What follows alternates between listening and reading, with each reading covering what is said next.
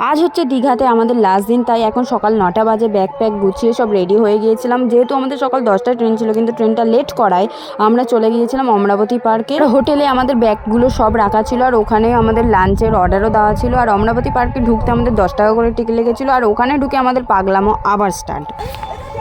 দেখছো বন্ধুরা, আদামটা মায়াগুলো একটা বাচ্চাদের জিনিস বসা ফাটা গেছে একালে।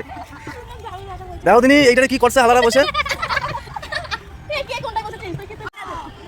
ভাঙছে রে ভাঙছে রে হালাই।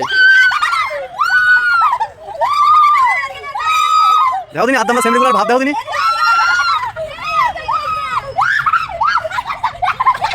পার্কের ভিতরে বাচ্চাদের জিনিসগুলো নিয়ে আমরা যা করছিলাম, ওখানে যদি গার্ড থাকতো আমাদের তো তাড়িয়েই দিত।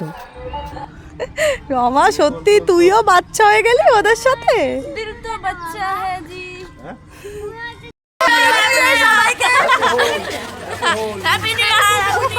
খুব ভালো নতুন বছর কাটান, মজা করুন, বন্ধুদের সাথে প্রচন্ড ঘোরাঘুরি করুন, আর খুব মজা হয়ে যাবে।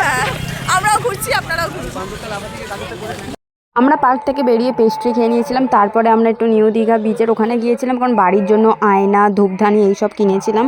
এইসব কেনার পরে আমরা হোটেলে লাঞ্চ করে তারপরে আমরা চলে গিয়েছিলাম স্টেশনে, কারণ আমাদের ট্রেনের টাইম হয়ে গিয়েছিলো। এই আমরা ট্রেনে এসে গেছি।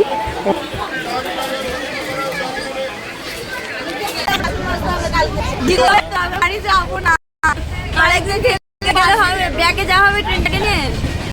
বাড়ি যাবো না, বাঁচতে হবে, কাপড় কাচতে হবে, রান্না করতে হবে।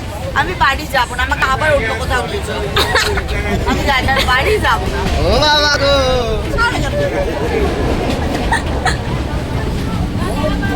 আমি তো সবই জানাবো তো দিদি ম্যাডামের কাছে আসবো। দাদা আমি আর দুটো ম্যাজিক দেখাচ্ছি, গাড়ি আস্তে আস্তে সেকেন্ড সিগন্যাল, এরপরে আরো একটা সিগন্যাল, তারপরে হাওড়া। আমি দেখাচ্ছি আরো দুটো ম্যাজিক। একটু ম্যাডাম সাথে কাছে ছিল, এদিকে বাবুর কাছে যাওয়ার আগে পেলাম আমি একটু দিদি ম্যাডাম